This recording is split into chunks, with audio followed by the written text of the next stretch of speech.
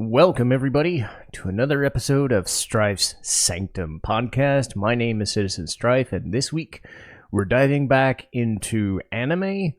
And I had never heard of this show until fairly recently. I'd had it on my backlog list for God knows how long, but I didn't know anything about it. And that's usually how I pick shows at this point, unless it's something that's new to the season or people have all these talking points or things.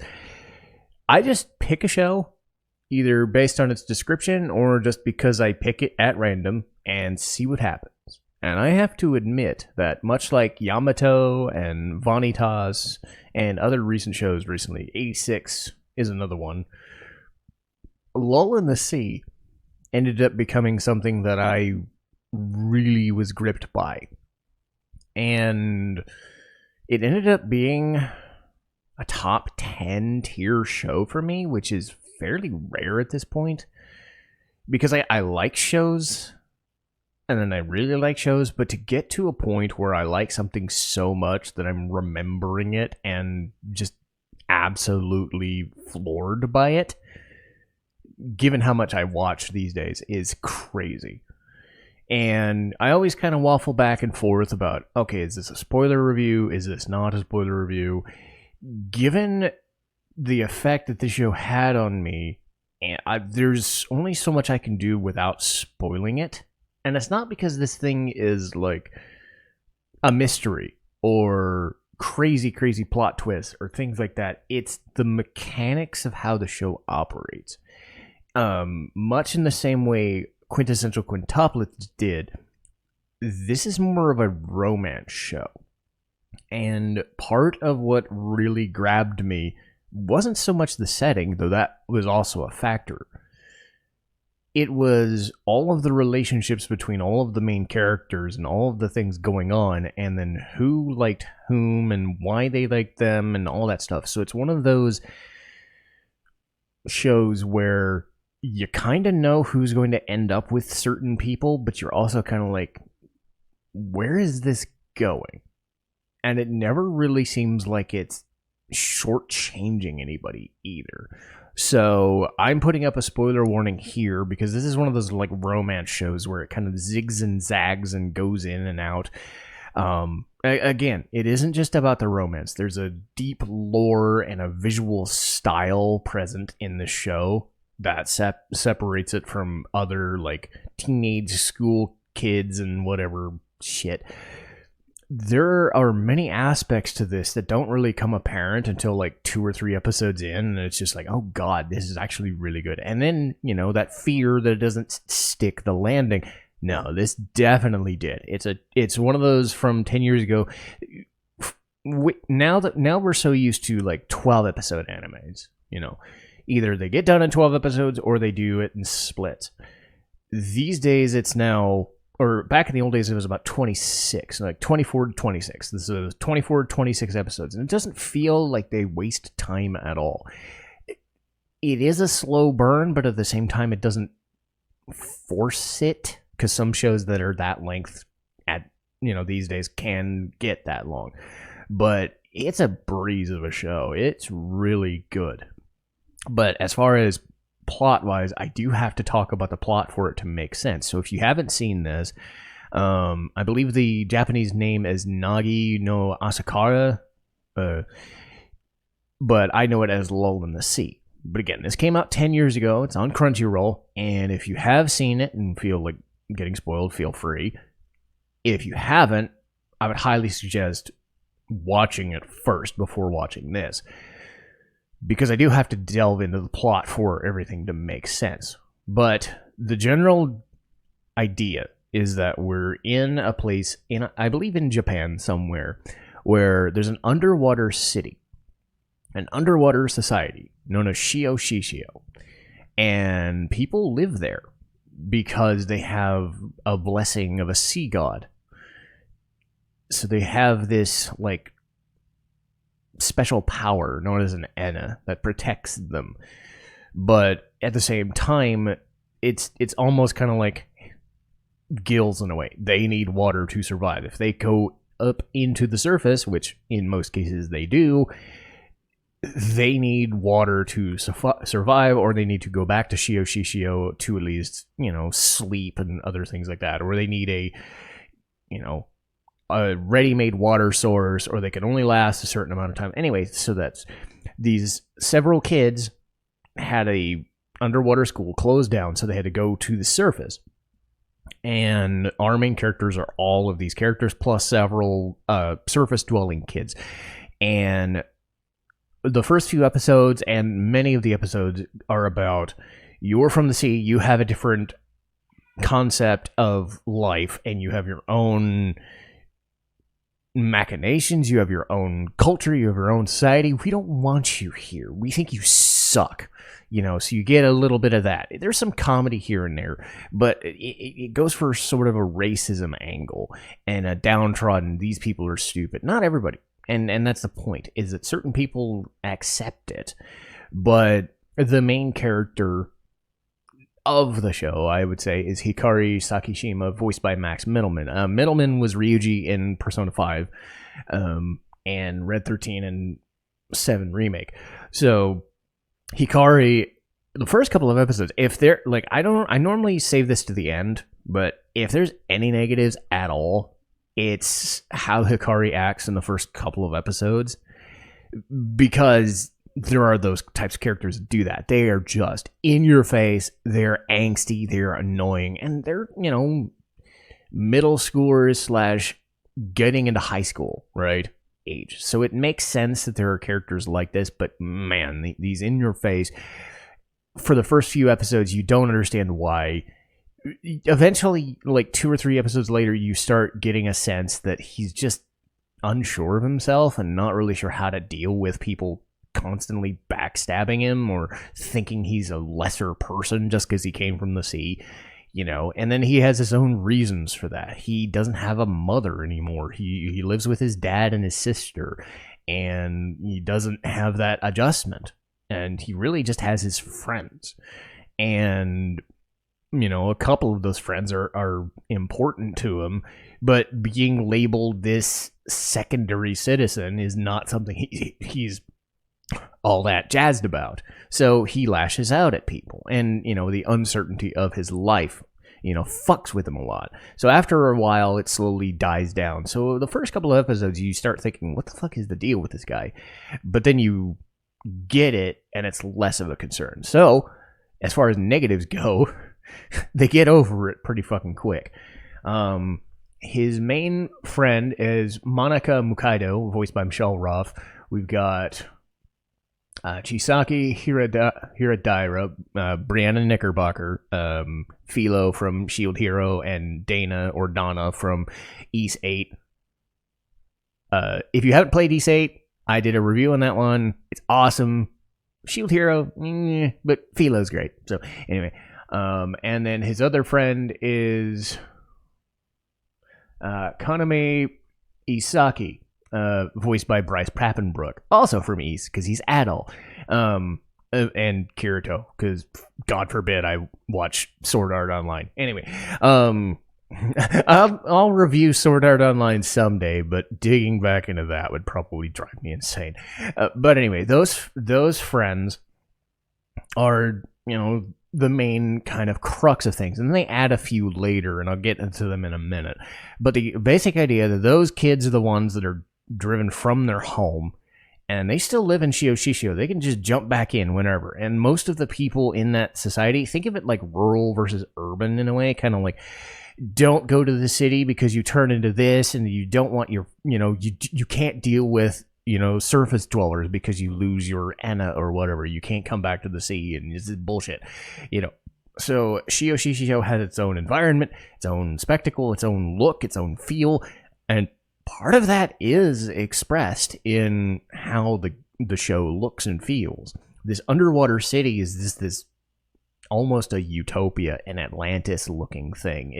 It's got its own unique architecture. It looks lovely. The sheen of the water all the time. The water effects on the show are really good. All of the crazy religious iconography of this sea god is in play anytime. How they deal with getting around the sea versus, and even the city that they're in, the rural town, so they're not jumping from a city. They're going to like a rural village on a port town somewhere. So it's not as if it's a complete mystery. And these characters kind of like work those first few episodes, and they start, teaching these people about these festivals and these little religious things, almost like a Shinto concept that, we all have different gods and different things, and ours is the sea god, and we're just trying to make the world work, but everything is just kind of this push-pull. First few episodes are about Hikari's sister Akari dealing with falling for a surface-dwelling person and wanting to be married, and it just being on all sides, just being like, well, do you really want to do this? Do you want everybody in the Shio land to consider you a complete failure as a person? That's how ingrained it is that you can't be, and realistically, their physiology is the same. They're humans. They just breathe underwater. That's basically it. It's just that their culture is so drastically different that they're like, no, we only have so many water denizens. We can't have them, leaving our land. They are very sheltered and very, xenophobic, and they go on that. The last part of the first part of the season is the Onafunahiki and the Lady Ojoshi. The idea is that the sea god is pissed off and needs a sacrifice. So that trope. All the while, what ends up happening is Hikari sees what his sister is going through, and there's these kind of push-pull between the main characters of Hikari likes one person, but she ends up liking another dude who shows up, and this surface dweller known as Sumugu fishes her out of the water, and they slowly, get together in a way, but there's a kind of a miscommunication in their intentions and this thing, so you start seeing these little, like, this person likes this thing, and this person likes this person, but Chisaki likes Hikari, but Kaname likes Chisaki. You can see where this is going. It's like not just a love triangle. It is like 50 million different romance things building in the surface while you're dealing with this racism angle. Hikari starts seeing what Akari's going through as this person in love, and he starts thinking, okay, romance is kind of neat. Do I like the people that I like? So it is definitely a romance show, and you're following these different characters trying to deal with their relationships with each other. But what throws it into the lurch for a while is this concept that Shio, these people must hibernate after this festival. So they get all this shit going on, and the festival happens. There's miscommunications along the way, but everybody started to go with it. The sea god gets pissed off and is going to take a sacrifice with them. It's going to be Hikari's sister. Monica throws herself into it, and she goes down, Hikari goes down, and Kaname goes down. The only one that survives above ground is Chisaki, and there's a time skip. So what ends up happening is that it's almost like an ice age. The above ground city is just slowly turning to ice, and the people down below are hibernating. You don't know when they're going to survive. You don't know when they're going to wake up. They're going to come back, but the question becomes, are they going to wake back up in a reasonable time frame, or are they just going to sleep through everyone's lives? And therein lies another juicy tidbits to all this, because you had all these people dealing with all these emotions of, do I like this person? Do I like that person? How do I deal with liking this? Chisaki's left behind because she didn't fall off a boat, and she spends 5 years alone. She's the only above ground person other than Akari left, pretty much. And she ends up being with Sumugu for 5 years. And again, she was in like late middle school. So she grows up to be college age. and she sees everything happening. These people start developing research to try and get back to Shio and wake their friends up, try and get them back. But all the while, they're not waking up. And ice is covering the place, and you don't know why. How is this going to affect the world? How are they going to, deal with it? So you have Chisaki and Tsumugu living together, and that adds to a thing because she still has things for Hikari, and that was kind of building up. Hikari wakes up, and again, he is a man on an island. Outside of Chisaki, he doesn't know what's going on, and it feels like he's been left alone, and he's stuck. He doesn't have a home other than where his sister is. By the time his sister, finds him, she's already married with, because that's dealt with earlier in the show. She gets married, she has a kid, and they have what ends up being kind of a kid sister / cousin known as Muna. And Muna takes the place of most of the other characters as the main lead. And she's voiced by Xanthi Win and Haru from Persona 5. And it's interesting because Muna actually ends up being very sympathetic. And they have this, early in the show, they're kids. They're 10-year-old kids, but because of the time skip, she and Hikari and her other friend Sayu are actually the same age in the same class. So it's incumbent upon her to take, Hikari and try to lead him back in this sort of weird, man of an island sort of situation. And again, the idea of cousins falling for each other, they don't play it, and that's the thing I want to caution people, is they don't play it very risque. There have been some shows that do, again, Sword Art Online. There have been ones that go even too far and call the protagonist out on their bullshit. I think there was a show called Koikaze that did that, and it went really fucking wrong. But no, this is played as a romance. Muna has feelings for Hikari because she thinks of him as somebody that saved her and gave her advice and did things for her, and wanted to be part of the family. So it's a familial type of love, but at the same time, she is dead set on, being with him, or at least the idea is there.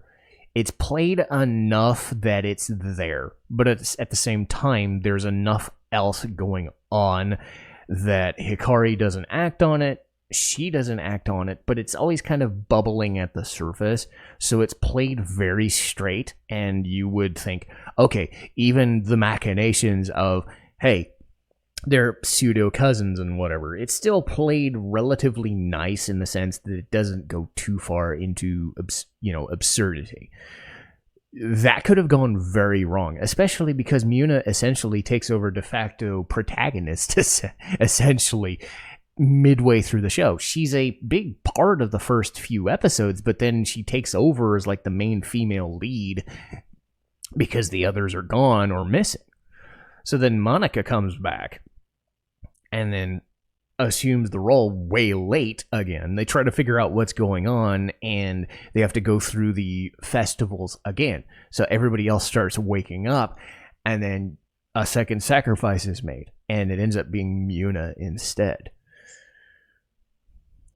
At the end of the show, what really ends up driving everything home is that what they all go through changes them as people, and all these little romantic things, these little niggling plot threads of who's going to end up with who, and who works with who, and who fits, you start seeing, and I think the beauty of the show is not only the Shio part and the allure of the visuals, it's the, this doesn't not work. What if that person goes with that person? What if Hikari goes with Chisaki? What if Kaname goes with Chisaki instead? What about Tsumugu? Where goes there? What is Sayu gonna do? Because she has feelings for somebody as well. does the Muna thing, the cousin, falling for another cousin, is that played well enough? And does that work? Little things end up working. And again, the show doesn't force you down paths. It lets you kind of, each episode, it gives you little wrinkles. It forces, hey, this guy says, do you really like her? Well, then tell her right up front. And it fucks with the entire group's dynamic because they're still friends. But then he flat out says, I'm sick of waiting and I want to be with somebody. And he flat out says it. And it fucks up the relationship. And then something else happens and it slowly deepens it. Then it fucks up another relationship. Then it fucks up another. Then there's a misunderstanding. Stuff like this. Again, I think this is why quintessential quintuplets ended up working for me as well, is because on a more overt level, it's kind of the same idea. Everybody is trying to work through their own feelings. Because again, this is a romance show that is definitely tugging at different plot threads.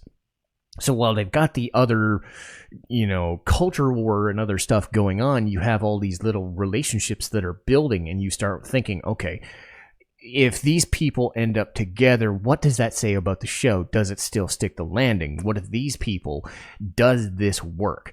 And at the end, all of the things that happen end up making sense because all of the plot lines end up kind of merging together, and everybody gets their own little moments together. So at the end, it's Hikari and Monica, it's Chisaki and Sumugu, and Kaname and Sayu of all people, and Muna ends up falling for a boy at school. So it ends in a way that works for everyone else because nothing is left to chance, but at the same time, they give you enough in certain directions that you kind of want the proper result, because it's this mentality where, well, what ifs? It's a bunch of what ifs. It's like taking romance options in a visual novel. It's like, well, what if you want that person? What if you want that person? It gives you so many different people with so many different personalities and so many different little plot threads. And again, it's tied together with this whole xenophobia of this society that exists. And it's a very beautiful society. But the writing is very good. The acting is amazing. Everybody brings their A game to the show. Again, I was not prepared for this to hit me as hard as it did, but there is something to be said about romance shows when they hit. If you're looking for a romance show that kind of messes with your mind a little bit and gives you so many different little plot threads to follow and little plot twists and changes, very simple changes, but it gives you enough to keep you invested the entire way. This one stood out to me. And like I said, it was a top 10 or top 15 tier show. And that's not what I was expecting when I saw this. Because again, it's a little older, 2013 and whatever, but man, it was great. And hopefully people who have seen it can attest to that, because again, it's not one of those ones that comes immediately apparent that it's as good as it is until 4 or 5 episodes in. But it sticks the landing hard, and I was glad I watched it. But that'll do for me today. And let's see, because this is the episode that I'm going to record for a while, and I'm going to take a week or two off because I don't have to record for a while. And because we have several episodes in the docket, we have, because Quintessential Quintuplets has been recorded at time of recording. We've got Sega Genesis Grab Bag's been recorded, the Kingdom Hearts episode. So I've got a little bit of time before digging back into Dragon Quest if I want to, because I'm, taking a little bit of time to, be with family next week. So I can afford to slow down a little bit, but that doesn't mean I'm going to, because next going into episodes is going to be the Kingdom Hearts one with Lee. That was recorded months ago. We've got Dragon Quest XI, which is in the process of being made. By the time it gets uploaded, the game itself may be done, but I don't think it will be. It's still going to be a few more episodes to go. Ancient Magus Bride in October 21st. October 28th is going to be Witch Hunter Robin. And into November is Metal Gear Solid 2. Another thing I'm going to do is try and review a video game or a nostalgic movie. So I've got a poll at time of recording. So like Ninja Turtles 1990, the Mortal Kombat movie, the OG Super Mario Brothers, God help me, Sonic the Hedgehog, stuff like that. I'm going to try and vary it because as much as I like doing video games, there's still an avenue to do stuff like old school movies or video game tie-in movies or things like that, especially with the properties that I'm familiar with.